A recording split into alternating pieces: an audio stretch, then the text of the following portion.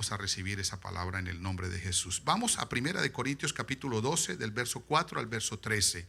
Voy a hablar sobre los dones del Espíritu. Los dones del Espíritu, ese es el tema de esta mañana. Esto es bien importante. Hay 3 niveles de educación cristiana: lo básico, lo mediano y lo de alto nivel. Vamos a alto nivel esta mañana, a todos los que están aquí, a hablar de los dones del Espíritu, cosas que yo no he enseñado en esta iglesia antes, pero lo voy a hacer esta mañana con la ayuda de mi Señor Jesús. Amén. Dice así 1 Corintios capítulo 12, verso 4 al 13, dice: ahora bien, hay diversidad de dones, pero el Espíritu es el mismo. Hay diversidad de ministerios, pero el Señor es el mismo. Y hay diversidad de operaciones, pero Dios, que hace todas las cosas en todos, es el mismo. Pero a cada uno le es dada la manifestación del Espíritu para provecho. Porque a este es dada por el Espíritu palabra de sabiduría, a otro palabra de ciencia según el mismo Espíritu, y a otro fe por el mismo Espíritu, y a otro dones de sanidades por el mismo Espíritu, a otro el hacer milagros, a otro profecía, a otro discernimiento de espíritus, y a otros diversos géneros de lenguas, y a otros interpretación de lenguas. Pero todas estas cosas las hace uno y el mismo Espíritu, repartiendo a cada uno en particular como Él quiere.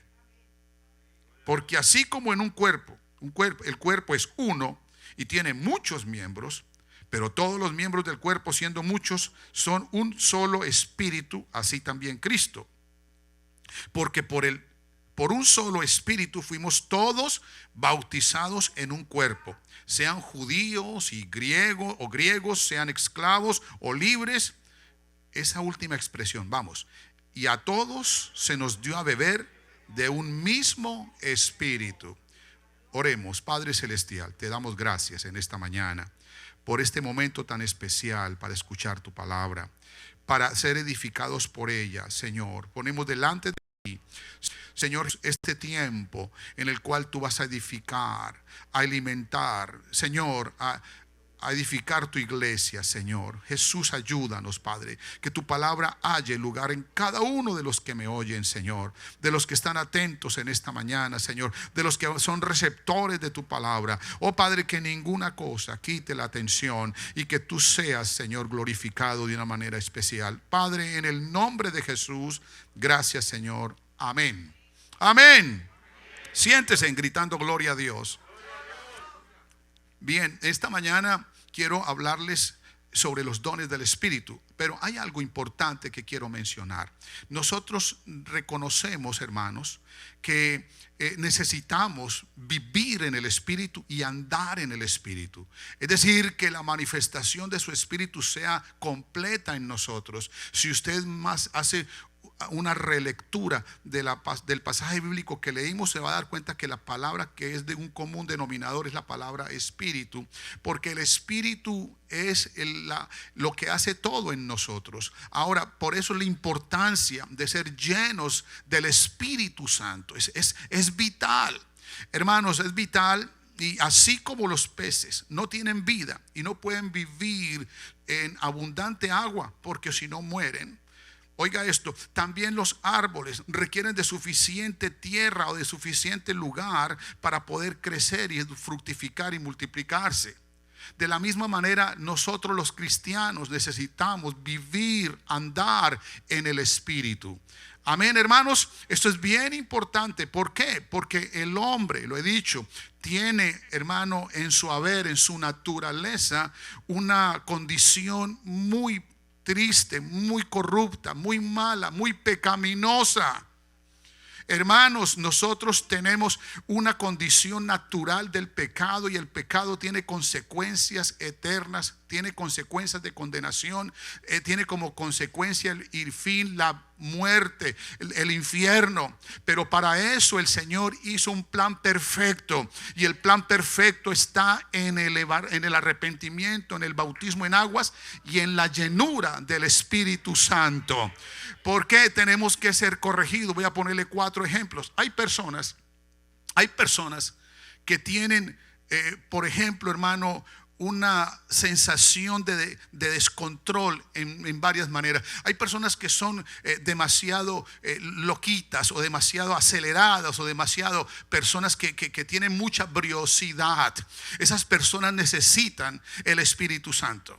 Hay personas que también tienen, hermano, ese carácter explosivo, que tienen la mecha corta, que por cualquier cosa reaccionan mal. Esa persona necesita el Espíritu Santo. Hay personas que son demasiado débiles, hermano, que son muy emocionalmente son muy débiles. Necesitan el Espíritu Santo. Hay personas que tienen demasiada amargura. Que se les ve la cara y ahí la están reflejando. Ya uno como que no quiere mirarlos más. ¿Por qué? Porque si cargan amargura, esas personas necesitan el Espíritu Santo, necesitan un balance, necesitan un control, necesitan algo que venga aquí. ¿Y de dónde viene eso, hermano? Justamente de la naturaleza humana, pecaminosa, carnal que tiene el ser humano. Necesita el Espíritu Santo. Hermano, nosotros tenemos que entender que para nosotros poder vencer y llegar a la victoria de nuestra salvación, necesitamos el Espíritu Santo. ¿Por qué? Porque tenemos tres enemigos poderosos que cautivan las almas y las llevan al infierno. ¿Cuáles son? El primer enemigo lo tienes adentro de ti. Lo miraste esta mañana en el espejo. Lo bañaste si te bañaste. Lo bañaste. Lo peinaste. ¿Quién es ese? Usted, su propio yo, el viejo hombre que está viciado conforme a los deseos engañosos. Para eso, ¿qué necesitamos? El Espíritu Santo. Óigame bien, hay un enemigo que se llama Satanás. No juega, trabaja los 365 días, los 7 días de la semana, los 24 horas del día. Hermano, no pierde un minuto con tal de ganar tu alma. ¿Cómo lo vamos a vencer? Con el poder del Espíritu Santo. ¿Cómo vas a vencer todas las ofertas que tiene el mundo y sus placeres, hermano, pasan. Hermano, todo eso está ahí. ¿Para qué? Para vencernos contra nuestras almas. Pero para eso necesitamos ser llenos del Espíritu Santo. ¿Es importante o no es importante? Claro que es importante. Por eso las últimas palabras de nuestro Señor Jesús antes de subir al cielo fue: y recibiréis poder cuando haya venido sobre vosotros el Espíritu Santo, y me seréis testigos en Jerusalén, en toda Judea, en Samaria y hasta lo último de la tierra. Amén. Por esa razón, hermano, creo que este mes vamos a quedar muy ceñidos respecto a la importancia de ser llenos del poder del Espíritu Santo de Dios. Bueno, después de esta introducción quiero decirles que el Señor hizo la promesa del Espíritu, y en Juan 14:15 dice: si me amáis, guardad mis mandamientos. Hermano, esto es algo importantísimo que nosotros podamos vencer, porque ¿qué es el pecado? Es la infracción a la ley, es decir, la infracción a los mandamientos de Dios. Entonces el Señor dijo: si me amáis, si ustedes me aman, y amarlo a Él es amarlo sobre todas las cosas. Amén. Con todo el corazón, con toda el alma, con toda la mente y con todas las fuerzas. Si me amáis, guardad mis mandamientos, y yo rogaré al Padre y os dará otro consolador para que esté en vosotros para siempre. El Espíritu de verdad, el cual el mundo no puede recibir. El mundo no puede recibir porque el Espíritu es para los hijos. No es para los incrédulos, no es para los que no reconocen a Jesucristo. No, el Espíritu de verdad, el cual el mundo no lo puede recibir porque no le ve ni le conoce, pero vosotros le conocéis porque mora con vosotros y estará en vosotros. No os dejaré huérfanos, dijo el Señor, no os dejaré huérfanos. Él es el Padre, aleluya. Y vendré a vosotros todavía un poco y el mundo no me verá más. Hablando Jesús físicamente, estando allí, literalmente. Pero vosotros me veréis, porque yo vivo, vosotros también viviréis. En aquel día vosotros conoceréis que yo estoy en el Padre, y vosotros en mí y yo en vosotros. El que tiene mis mandamientos y los guarda, ese es el que me ama, y el que me ama será amado por mi Padre, y yo le amaré y me manifestaré a él. Y le dijo Judas, no el Iscariote: Señor, ¿cómo es que te manifestarás a nosotros y no al mundo? Respondió Jesús y le dijo: el que me ama, mi palabra guardará, y mi Padre le amará, y vendremos a él y haremos morada con él. Las tres manifestaciones de Dios: como Padre en la creación, como Hijo en la redención y como Espíritu Santo en la regeneración del hombre. Os he dicho estas cosas estando con vosotros, más el Consolador, el Espíritu Santo, a quien el Padre enviará en mi nombre, Él os enseñará todas las cosas y recordará todo lo que yo os he dicho. Estaba hablando de la promesa del Espíritu. Ahora, esa es la promesa que el Señor hizo, que Él iba a venir a nosotros, que iba a morar de nosotros, porque es la única manera de corregirnos, de corregir la vida loca, de corregir los malos pensamientos, las malas actitudes, de corregir, hermano, comportamiento y la conducta humana. Solamente lo puede hacer Jesús dentro de nosotros. Por eso Jesucristo en nosotros, la esperanza de gloria, y es el Espíritu Santo morando en nosotros. Amén. Entonces la obra del Espíritu tiene una función vital en el creyente, y voy a decirle de qué manera. 3 puntos. Primero, el Espíritu Santo es para la santificación de los creyentes. Segundo, es para la edificación de la iglesia. Y tercero, es para la salvación de los creyentes. Voy a repetir eso para que quede bien claro, hermano. El Espíritu Santo es para nosotros, tiene una función vital, y la función es para la edificación. Primero para la santificación de los creyentes, segundo para la edificación de los creyentes, y tercero para la salvación de los creyentes. Es decir que, hermano, si quiere ser santificado, esto lo hace la obra del Espíritu en nosotros. Si quiere ser edificado, lo hace el Espíritu de Dios en nosotros. Y si quiere ser salvo, lo necesita ser lleno del Espíritu Santo. Amén. Gloria al Señor Jesús.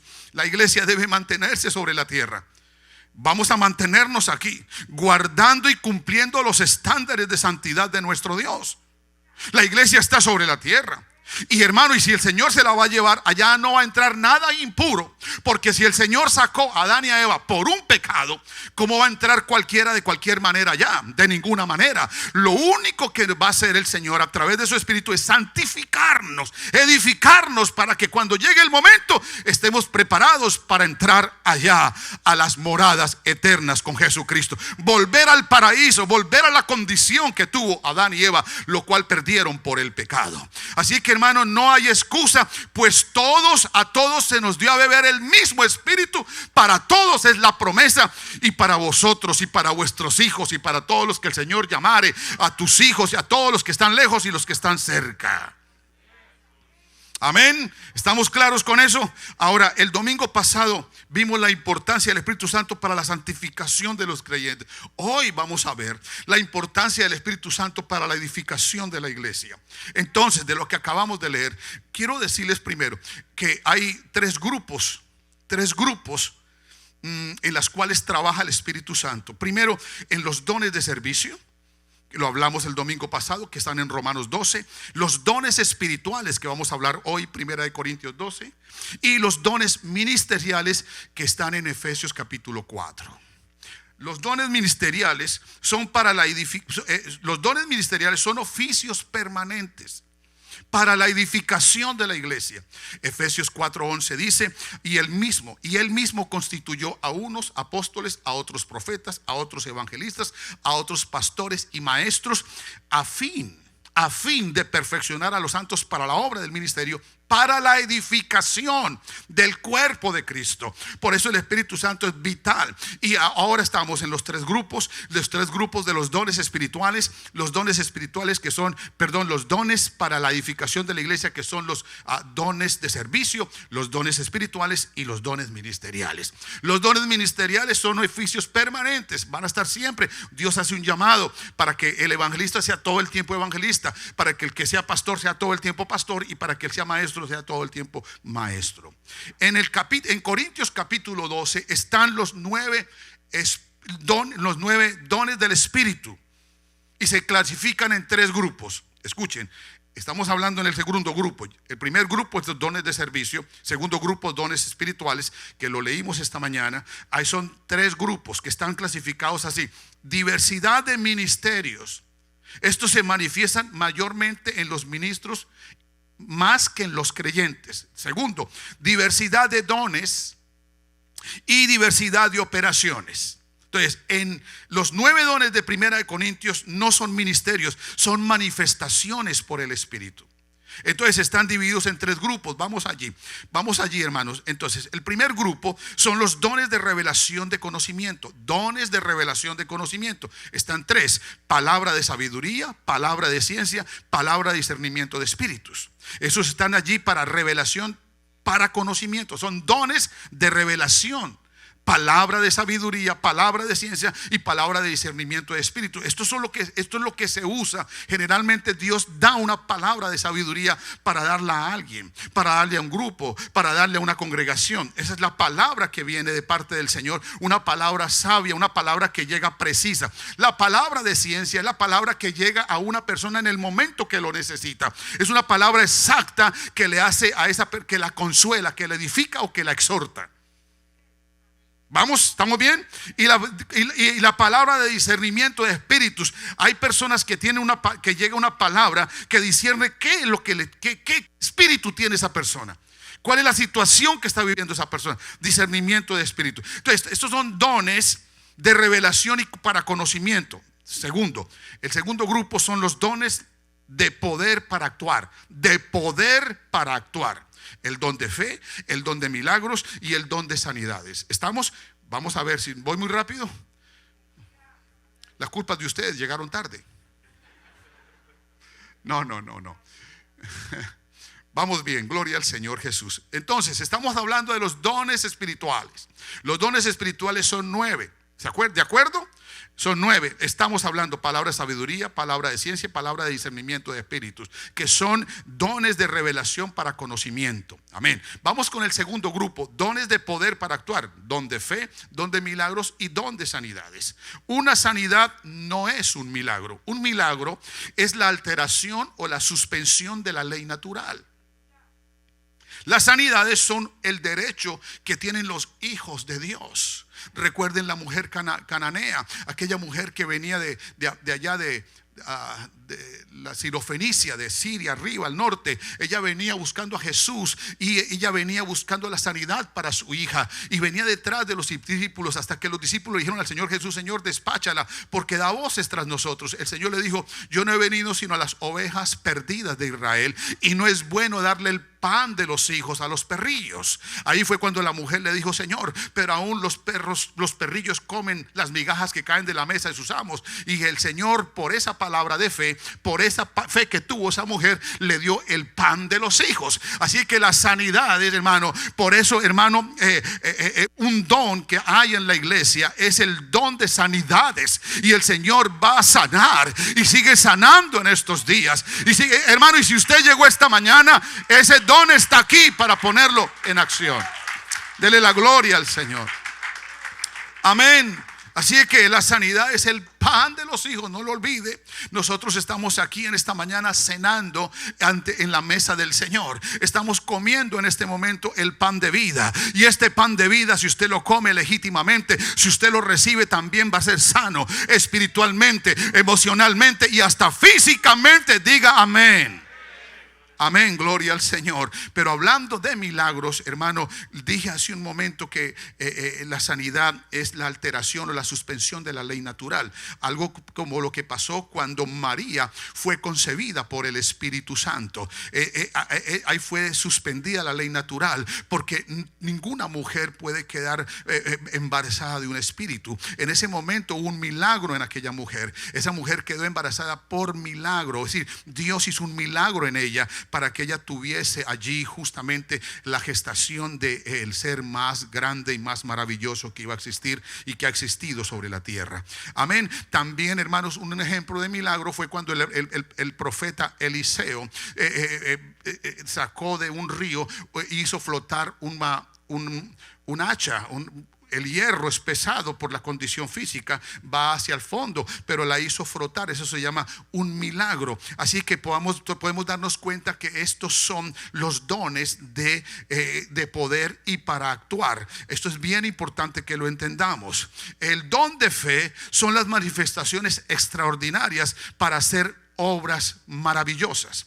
Pero todo esto obviamente lo da el Señor a la iglesia, no a todos, sino a cada uno en particular. El Señor reparte como Él quiere, lo leímos hace un momento. Es decir, que Él se reserva el derecho ¿a quién? Porque todo lo hace el Señor para la gloria suya, no para la gloria de los hombres. Por eso cuando los hombres toman los dones espirituales como estos de poder y de actuar, los usan indebidamente, ahí es cuando el Señor justamente reprueba y se cambia eso por otro, y el que obra es otro haciendo cosas como aquellos que usan estos dones y comienzan a decir que está cayendo del cielo o de arriba del techo, están cayendo oro. Algunos que también es que se les han puesto allí en las muelas las calzas de oro, cosas como esas, hermano. Esos son especulaciones. Dios no trabaja así. Dios lo que quiere hacer con su espíritu es la santificación y la edificación y la salvación de las personas. ¿Acaso Dios se va a ponerle una muela de oro a alguien para que haya un espectáculo, para que se levante hermano, algo? No, Señor. Si esa persona lo que necesita, hermano, es la santificación, necesita la edificación y necesita su salvación. Eso es lo más importante. ¿Cuántos dicen amén?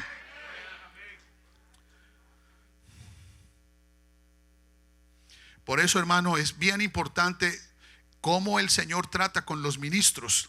Los ministros son justamente personas que tienen un don de Dios. Primera de Pedro, capítulo número 5, dice la palabra del Señor de la siguiente manera. Miren aquí, por favor. Capítulo 4, verso 10. Dice así: cada uno según el don que ha recibido. Escuchen esta palabra. Cada uno según el don que ha recibido, ministrelo a los otros como buenos administradores de la multiforme gracia de Dios. ¿Escucharon eso, hermanos? ¿Sí ven? ¿Sí ven? Dicen como que ministrelo a los otros. Usted tiene que entender, hermano, que usted puede tener, Dios le puede dar a usted dones de servicio, dones ministeriales. Dones ministeriales. Yo reconozco que Dios me ha dado dones de servicio, dones espirituales y dones ministeriales. Claro que sí, nos lo ha dado. Pero todo dice aquí, según el don que ha recibido, ministro a los otros como buenos administradores de la multiforme gracia de Dios. Si alguno habla, hable conforme a las palabras de Dios. Si alguno ministra, ministre conforme al poder que Dios da, para que todo sea Dios glorificado por Jesucristo y no el hombre, a quien pertenece la gloria y el imperio por los siglos de los siglos. ¿Estamos o no estamos? Ahora, por eso aquí, hermano, el capítulo 5 dice: ruego a los ancianos, a los pastores que están entre vosotros, yo anciano también con ellos y testigo de los padecimientos de Cristo, que soy también participante de la gloria que será revelada. Apacentad la grey de Dios. Está hablando a los pastores. Apacentarlos es tener la congregación, es tener las ovejas del redil, a tenerlas atendidas con el alimento espiritual, trayéndoles aquí a que beban del espíritu. Eso es lo que está diciendo aquí. Apacentar la grey de Dios que está entre vosotros, cuidando de ella, no por fuerza, sino voluntariamente, no por ganancia deshonesta, sino con ánimo pronto, no como teniendo señorío de los que están bajo vuestro cuidado. Por eso el cuidado de sus almas depende de mí. Yo tengo que saber cómo tengo que prepararme para presentarles a ustedes la palabra del Señor. Yo también tengo que estar dispuesto para orar por ustedes en el momento en que usted lo necesite, porque usted es una oveja que necesita un cuidado, un apacentamiento de parte, y para eso me puso el Señor aquí. Y ya me he preparado, y no para mi gloria, sino para la gloria del Señor. Amén. Y siempre que algo pase, Dios use mis manos para ponerla allí para que usted consiga la paz, para que usted consiga la tranquilidad, para que usted consiga la salud, para que usted consiga la salvación. Todo esto va a ser para la gloria y honra de su nombre. ¿Por qué? Porque Él va a ser grandemente glorificado. Amén. Bendito sea el nombre del Señor. Por eso aquí dice: no como teniendo señorío los que están bajo tu cuidado, sino siendo ejemplos de la grey.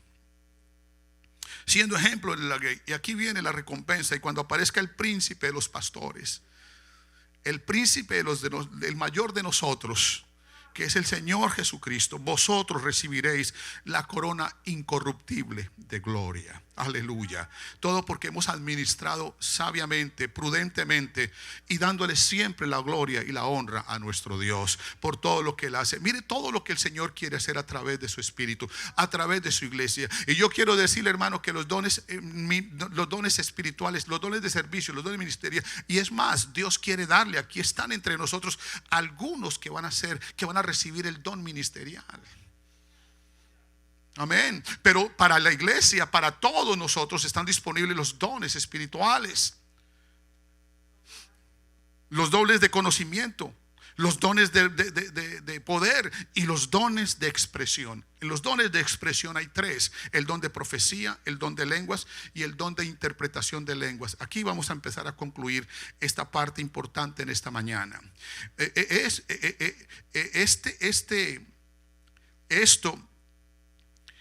Esto de los dones de expresión están explicados tácitamente en el capítulo 14 de Primera de Corintios.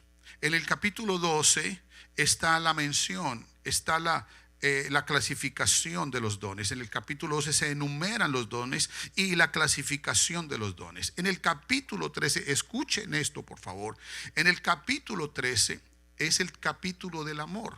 Está en medio. El amor es indispensable para ejercitar, para los dones. Entonces el apóstol recomienda el amor como lo que debe motivar en anhelo de tener los dones y de operar los dones.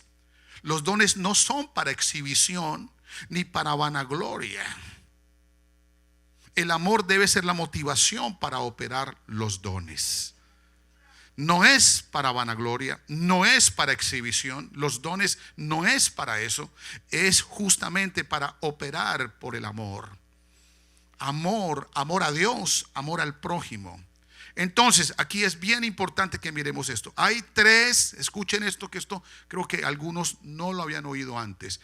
Hay tres clases de lenguas y eso lo voy a explicar ahora. Primero, están las lenguas de Hechos 2. A ver, ¿qué pasó en Hechos 2? Cuando llegó el Espíritu Santo, todos estaban congregados en un lugar y de un momento a otro, como en un viento recio que sopló sobre todos los que estaban sentados, se le aparecieron lenguas como repartidas de fuego y todos comenzaron a hablar en nuevas lenguas según el Espíritu les daba que hablase. Esas lenguas del día de Pentecostés, hermano, todos los que estaban allí eran visitantes que venían de África, Europa y hasta del mismo continente asiático y estaban maravillados. Cuando cayó el Espíritu Santo, todos comenzaron a hablar en lenguas allí y ellos, los extranjeros que estaban allí el día de Pentecostés festejando esa fiesta, llegaron y se dieron cuenta y estaban maravillados diciendo: ¿cómo estos, siendo galileos, habiendo nacido aquí, hablan las lenguas en que nosotros hemos nacido? Y entonces se maravillaban. ¿Por qué? Porque estaban hablando en lenguas, glorificando a Dios. Ellos se dieran cuenta. Como si usted llegase, por ejemplo, a China y viera un chino hablando español y glorificando a Dios. Eso era lo que estaba pasando. ¿Cómo esto? Estaban maravillados. Llegó el Espíritu Santo. Entonces, estas lenguas son para idiomas, para glorificar a Dios en los idiomas. Ahora, lo mismo pasó en la casa de Cornelio.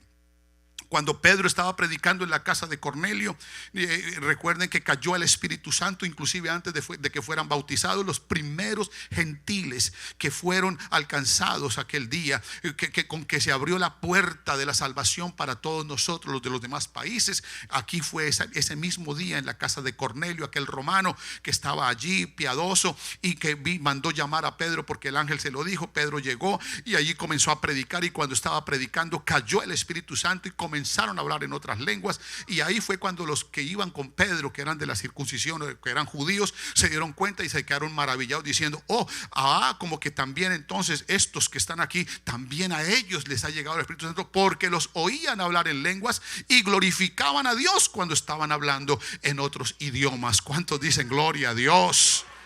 Amén. Entonces las primeras lenguas son para idiomas, son para que la gente se dé cuenta de que de esa manera se va a glorificar al Señor Jesucristo. Segundo, las segundas lenguas son para edificación, intercesión y adoración. Esto lo explica perfectamente el capítulo 14. Dice el verso 1: seguid el amor, pero sobre todo que profeticéis. Porque el que habla en lenguas no habla a los hombres, porque nadie le entiende, aunque hable por el Espíritu. Entonces aquí es bien importante que miremos, hermano, estas lenguas no son de idioma, sino de edificación personal, de intercesión y de adoración. El apóstol Pablo dijo: yo hablo lenguas más que todos ustedes, pero quiero explicarles algo, y lo voy a decir en un momento. Pero estas lenguas que está hablando aquí el apóstol, de estas lenguas que son de edificación, de intercesión, de adoración, es justamente para que nosotros como creyentes usemos el Espíritu Santo y las lenguas para edificación propia, para interceder y para adorar a Dios. Romanos 8:26 dice: de igual manera el Espíritu nos ayuda en nuestra debilidad. ¿Qué pues hemos de pedir como conviene? No lo sabemos, pero el Espíritu mismo intercede por nosotros con gemidos indecibles, con nuevas lenguas, en lenguas. Mas el que escudriña los corazones sabe cuál es la intención del Espíritu, porque conforme a la voluntad de Dios intercede por los santos. Es decir, que hay un momento en que el Espíritu Santo te pone en lenguas a interceder por algún hermano, por algún familiar, por algo, por alguna situación que está pasando. Intercede para que usted ore correctamente. ¿Cuántos dicen gloria a Dios? Estas lenguas son para entonces edificación propia. Edificación, son para su edificación. Es para intercesión y es para glorificar al Señor. Es para adorar al Señor. Esas lenguas son para eso. Estas lenguas, hermano, es importantísimo que sepamos que por eso nos pide el apóstol que oremos en el Espíritu, porque cuando usted ora en el Espíritu comienza a hablar en otras lenguas, y esto hace de que usted se vuelva un intercesor. Efesios 6:18 dice: orando en todo tiempo con toda oración y súplica en el Espíritu, y velando en ello con toda perseverancia y súplica por todos los santos. Esto lo dice la palabra, orando en el Espíritu con la súplica, con toda súplica, intercediendo por los hermanos. Hay personas, hermanos, que usted le puede ayudar en la congregación, hermanos que están bajo una prueba, alguna situación, alguna tentación, hermanos que no ha vuelto a la iglesia, que tiene una condición. Usted comienza a orar, y esa oración el Señor le va a colocar allí por su hermano o por ese familiar que necesita. Así que, hermano, esto es bien importante. Primera de Corintios 14:22 dice: así que las lenguas son por señal, no a los creyentes, sino a los incrédulos, pero la profecía no a los incrédulos, sino a los creyentes. Entonces, las primeras lenguas no son para los que las primeras lenguas son para los que creen. Es decir, los que creen recibirán el Espíritu Santo, como está escrito. Recibirán esa promesa que el Señor ha prometido. Pero las otras lenguas que estoy hablando son para los incrédulos. Ahora, número 3, las lenguas son para edificación de la iglesia, para edificación de la iglesia. Lo llamamos el don de lenguas, y es exclusivamente para traer un mensaje en lengua desconocida, y otro tiene el don de interpretación de lenguas. Lo explica en el lenguaje que maneja la congregación, en este caso el español, y de esa manera entonces así se le llama el don de profecía. Obviamente que esto tiene que haber una madurez, y tiene que haber un ambiente completamente muy espiritual. La profecía en la iglesia está enmarcada en lo que dice Primera de Corintios 14. Dice que el que profetiza habla a la iglesia para edificación, exhortación y consolación. Eso es bien importante. La profecía en la iglesia está enmarcada en estas tres funciones: la edificación, la exhortación y la consolación. Hoy la profecía está pervertida en el medio cristiano por medio de movimientos que le han quitado el fin que trae esto de la exhortación, la edificación y la consolación, para traer otras cosas. Hay hay gente que está usando la profecía para otras cosas, para decirle a la persona con quien se va a casar, para decirle que va a tener esto, que va a tener lo otro. Hermano, eso hay una proliferación de mentira. Y no sé si ustedes saben, hace unos años, hermano, hace unos años comenzó a verse eso. Y yo veía, hermano, no en nuestras iglesias, pero en otras, porque nosotros vivimos en un medio donde hay mucho cristianismo, pero pseudo cristianismo. Y yo no sé si usted ha estado allí, pero hay personas que vienen y comienzan y se le paran a una persona y comienzan a decirle cosas, a decirle las cosas que están en el corazón de esa persona y a decirle palabras muy bonitas, como si fuera un profeta. Esos son profetas mentirosos, porque si la palabra no viene para edificación, no viene para exhortación y no viene para consolación, no es profecía. Y tiene que ser conforme a la palabra de Dios, no a lo que venga allí y lo que crea la persona. Hermano, hay cosas que se le venían a la mente a algunas personas y eso se lo van diciendo a las personas y le van diciendo: yo creo que esto le va a pasar a usted, o esto yo se lo digo, y se sienten ya, toman el título y por ahí están, hermano, la profeta Mardoqueo, algo así. Pero Pablo dice: doy gracias a Dios que hablo en lenguas más que todos vosotros, pero en la iglesia quiero hablar 5 palabras con sentido más que 10,000 habladas en lenguas. Porque ¿de qué aprovecharía si yo le hablo a ustedes en lenguas y no les hablo con doctrina o con revelación o con conocimiento? Las lenguas, hermanos, son importantes para la edificación, para la exhortación y para la consolación. Primera de Corintios capítulo 12 verso 4 dice, es capítulo 14: el que habla en lengua extraña a sí mismo se edifica, pero el que profetiza edifica la iglesia. Cuando hablamos de profetizar, hablamos de que el Señor viene pronto. Estoy profetizando de que si te arrepientes tendrás mejor vida, de que si te arrepientes irás al cielo cuando mueras, y si te bautizas, si te llenas del Espíritu Santo. Estoy profetizando. Entonces, así que quisiera que todos vosotros, dice el apóstol Pablo aquí, hablasen en lenguas, pero más que profeticéis. La profecía es dar el mensaje profético, es decir, los acontecimientos por futuros. Profetizar es traer un evento futuro al presente. Entonces, aquí dice claramente que porque mayor es el que profetiza que el que habla en lenguas, a no ser que las interprete para que la iglesia reciba edificación. Ahora pues, hermanos, si yo voy a vosotros hablando en lenguas, ¿qué os aprovecharé si no os hablare con revelación o con ciencia, con profecía o con doctrina? Ciertamente las cosas inanimadas que producen sonidos como la flauta o la cítara, si no dieren distinción de voces, ¿cómo se sabrá lo que se toca con la flauta o con la cítara? O, dice aquí, pone el ejemplo: y si la trompeta diere sonido incierto, ¿quién se preparará para la batalla? ¿Quién se prepara? Así también vosotros, si por la lengua no dieres palabra bien comprensible, ¿cómo se entenderá lo que decís? Porque hablaréis al aire. Tanta clase de idiomas hay seguramente en el mundo y ninguno de ellos carece de significado. Me mandaron un video, no sé de qué país, por allá creo que del África. Estaban en un culto y una niña como de unos 12 añitos pasó adelante, se paró ahí y tomó el micrófono, se lo dieron y comenzó a cantar. Pero cuando comenzó a cantar, comenzó a hablar. No sé qué idioma era, no entendí nada, porque no es mi idioma. Ella habló muy bonito. Yo me di cuenta que todos al rato comenzaron a levantarse, se levantaron y empezaron a aplaudir, y todos fueron allí llenos de algo, de una presencia. Bueno, pero yo entendí algo. Nada. Esto es lo que está hablando el apóstol. Las cosas del Espíritu no son para que sean de sensación, para sentirme bien. Hermanos, hay gente que dice: ay, yo necesito sentir la presencia de Dios porque ahí no me siento mal.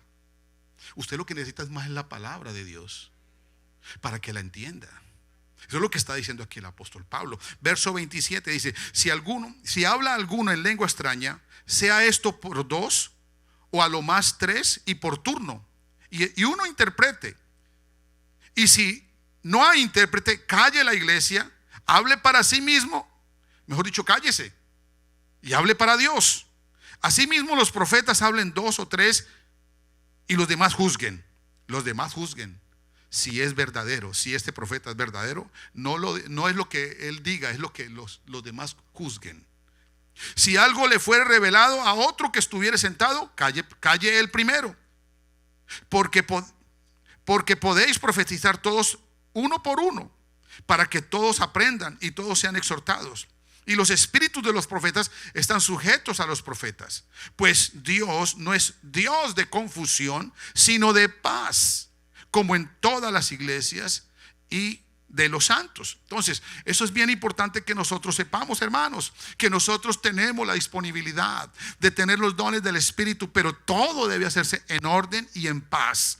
Y en ese ambiente donde se genera ese amor, esa confianza de que la presencia de Dios está ahí. Por eso, hermano, es importantísimo que nosotros sepamos que cuando la iglesia tiene madurez, alcanza esa madurez, puede surgir eso, de que se levante alguien a profetizar o alguien a dar una palabra en lenguas, pero el otro interpreta, para que la iglesia sea edificada. Esto, hermano, puede ocurrir obviamente porque hay espíritus engañadores y esos espíritus se quieren meter en las iglesias y trastornar las iglesias para destruir la iglesia. Y esto ha pasado en diferentes lugares, en otros tiempos también, hermano, cuando se levanta el fanatismo, y esto puede ocurrir en nuestro medio.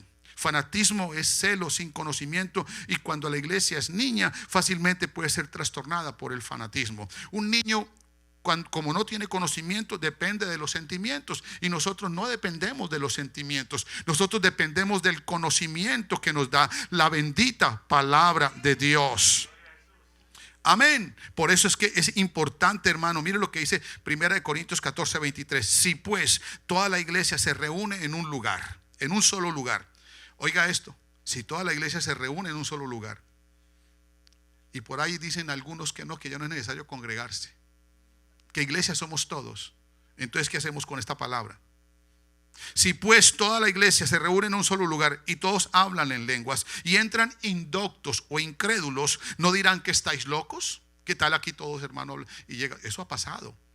Personas que se ponen a hablar en lenguas y asustan a las demás personas y dicen hasta que están locos. Yo me di cuenta, hermano, esto pasó allá en España. En España hasta ahora está surgiendo una vez más el movimiento pentecostal, pero eso no existía allá. Era una frialdad terrible. Los cultos allá eran terribles, pero ahora llegó la presencia pentecostal una vez más. Y claro, cuando se empezaron a hacer los cultos y esos eventos grandes, las noticias vinieron y ponían allí al hermano o a la hermana que estaba hablando en lenguas, y eso lo mandaron, y después decían allí las noticias: esos están locos, esos están bajo una poseídos o bajo la influencia de unos espíritus raros, decía la gente. Eso es lo que ocurre. Pero eso es lo que está diciendo. Si la iglesia se reúne en un solo lugar y todos hablan en lenguas y entran los incrédulos, ¿no dirán que estáis locos? Pero si todos profetizan, oiga esto, y entra algún incrédulo indocto, por todos es convencido, por todos es juzgado. Lo oculto de su corazón se hace manifiesto, y así, postrándose sobre su rostro, adorará a Dios, declarando que verdaderamente Dios está entre vosotros. Es decir, que eso es para edificación. Si una persona viene y el Señor habla, eso es lo que está. Así son nuestros cultos. Llega el momento en que el predicador está profetizando, está hablando la palabra. ¿Y qué pasa? Esa persona que está escuchando allí resiente algo, allí algo le está diciendo el Señor. ¿Qué hace esa persona? Cae inmediatamente y viene y se presenta aquí a arrepentirse de sus pecados.